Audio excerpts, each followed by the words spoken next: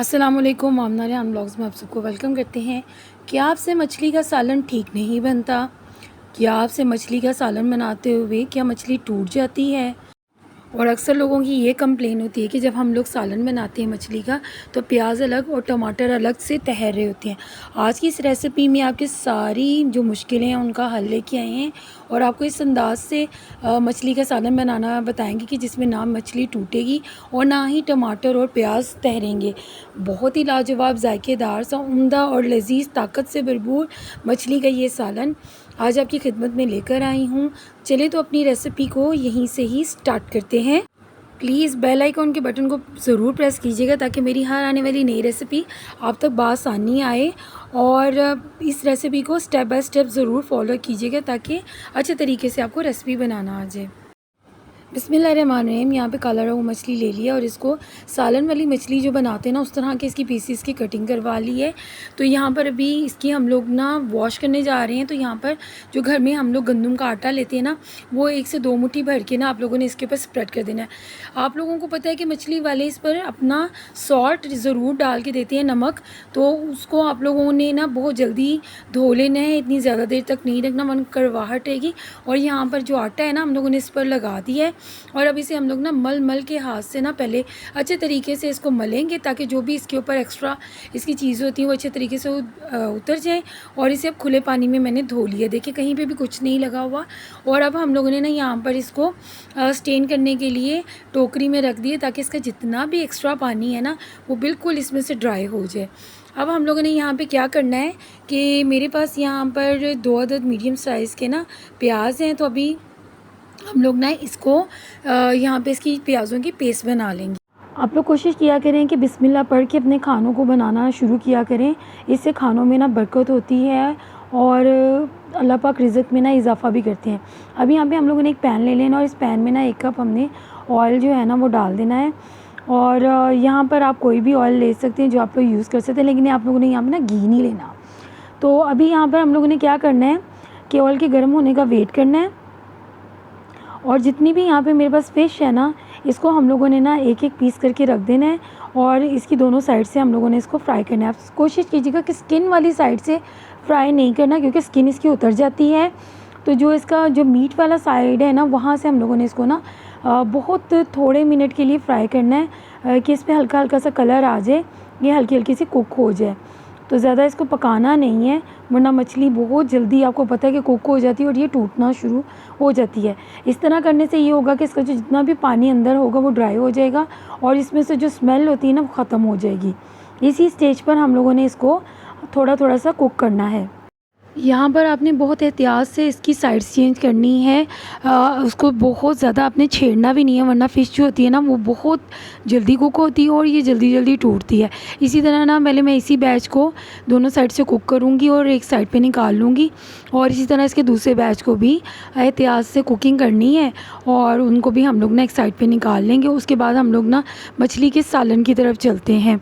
देखिए बिल्कुल भी मैंने यहाँ पे आँच है वो जो तेज़ नहीं की हुई, बिल्कुल मीडियम फ्लेम पर यहाँ पर आँच है। अब हम लोग इसकी कुकिंग की तरफ चलते हैं। यहाँ पर हम लोगों ने ना आधा कप ऑयल का लेना है। जिस ऑयल में हम लोगों ने फ़िश को फ्राई किया था ना हम लोगों ने यहाँ पे वही ऑयल यूज़ करना है, उसको वेस्ट तो नहीं ना करना। अब तो अब यहाँ पे मेरे पास मेथी दाना है, आधा चम्मच के करीब मैंने इसमें मेथी दाना डाल दी है। इससे बड़ा ज़बरदस्त इसमें खुशबू आएगी और जितनी भी फ़िश की स्मेल है वो ख़त्म हो जाएगी। आप लोगों ने यहाँ पे एहतियात करनी है कि आप लोगों ने मेथी दाना ज़्यादा नहीं डालना। अगर हम लोग यहाँ पे मेथी दाने की क्वांटिटी को ज़्यादा कर देंगे ना तो इससे ये होगा कि जो मेथी दाना है उसमें एक करवाहट होती है, तो जिससे ना पूरे सालन में बहुत ज़्यादा करवाहट आ जाएगी। तो यहाँ पर आपने बहुत एहतियात से आधा चम्मच मेथी दाना लेना है। जो हम लोगों ने स्टार्ट में 2 अदद मीडियम साइज़ के प्याज ली की पेस्ट बनाई थी वो इसमें ऐड कर देना स्टेज पे। और यहाँ पर हम लोगों ने ना इसको तकरीबन तब तक कुक करना है जब तक कि इसका कलर थोड़ा सा गोल्डन ना हो जाए और प्याज का जो अपना पानी है, क्योंकि इसमें हम लोगों ने पानी तो ऐड नहीं किया था लेकिन प्याज का अपना भी पानी होता है, वो ड्राई ना हो जाए तब तक, जब तक कि ये ड्राई होता है इसको कुक करेंगे और इसका कलर चेंज करेंगे। और यहाँ पर आप कोशिश कीजिएगा कि आग मीडियम रखिएगा, बिल्कुल भी हम लोगों ने जो आग है वो तेज़ नहीं करनी, इससे जो होगा प्याज जल जाएगा और उसका सालन का कलर ख़राब कर देगा। बिल्कुल हमने हल्का से इसे गोल्डन करना है और इसका बिल्कुल भी डार्क कलर नहीं करना। ये तकरीबन हम लोगों को यहाँ पे 2 से 3 मिनट हो गए हुए हैं प्याज को फ्राई करते हुए, यानी इसको ऑयल में पकाते हुए। यहाँ पे इसका काफ़ी ज़्यादा कलर चेंज हो चुका है और बिल्कुल भी सालन जला नहीं, इसीलिए इसको मैं लगातार हिलाती रही हूँ। अब इस स्टेज पे हम लोगों ने क्या करना है कि 1 से 1.5 चम्मच लहसुन अदरक का पेस्ट डाल देना है। कूट के भी आप डाल सकते हैं, पेस्ट भी डाल सकते हैं। और कोशिश किया करें कि फ़्रेश अपने खानों में ना लहसुन अदरक का इस्तेमाल किया करें। जितना फ़्रेश होगा ना उतना ही सालन में इसका ज़ायका अच्छा लगता है। जितना हम लोग पेस्ट बना के रख देते हैं वो उसका फ़्रेश का ज़ायका नहीं आता। लहसुन अदरक और प्याज यहाँ पे कुक हो चुकी है। हम यहाँ पे हम लोग अपने कुछ स्पाइसेस ऐड कर देते हैं। 1 टीस्पून यहाँ पे हम लोगों ने नमक लिया है, 1 टीस्पून ज़ीरा, और यहाँ पे धनिया पाउडर 1 टीस्पून लेंगे, और हल्दी पाउडर आधा टीस्पून हम लोगों ने ऐड करना है, और 1 चम्मच यहाँ पर हम लोगों ने 1 टेबलस्पून सुर्ख मिर्च का ऐड करना है। और इन सब ना जितने भी स्पाइसेस हम लोगों ने ऐड किए हैं ये मैंने अपने टेस्ट के अकॉर्डिंग डाले हैं। जितना आप लोग यहाँ पर नमक मिर्च खाना चाहते हैं, तेज़ खाना चाहते हैं सुर्ख मिर्च, तो उसको बढ़ा सकते हैं। लेकिन यहाँ पर नमक आप लोगों ने तेज़ नहीं करना, क्योंकि आपको पता है कि फ़िश में अपना भी नमक होगा जो स्टार्ट में हम लोगों ने डाला है, तो इसीलिए आप लोगों ने यहाँ पे जो नमक है उसकी क्वांटिटी इतनी ही रखनी है। अब यहाँ पे हम लोगों ने 1 से 2 घूंट पानी के इसमें डाला है, ज़्यादा पानी ऐड नहीं करना, ताकि जितने भी हम लोगों ने स्पाइसेस इसमें ऐड किए हैं वो जले ना। तो यहाँ पर अच्छे तरीके से इसको मिक्स करना है। अब यहाँ पर ना हम लोग जो होती है ना कश्मीरी मिर्च, उसका 1 टीस्पून डालेंगे। ये तेज़ नहीं होती, तीखी नहीं होती, तो इसीलिए इसका कलर के लिए हम लोग इसको ऐड कर रहे हैं। अगर आप लोग डालना चाहें तो डाल लें, स्किप करना चाहें तो स्किप भी कर सकते हैं। इससे ना कलर बहुत ज़बरदस्त सालन का आता है। अब यहाँ पर हम लोगों ने चम्मच बिल्कुल नहीं हिलाना छोड़ना। जितनी अच्छी बुनाई करेंगे ना सालन उतना ही मज़े का बनता है, चाहे वो कोई भी आप डिश बना रहे हो।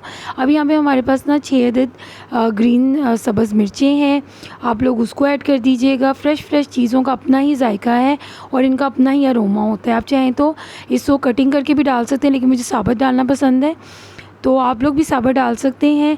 अभी यहाँ पर ना हम लोगों ने दही ऐड कर देना है इसमें, तकरीबन 4 से 5 चम्मच।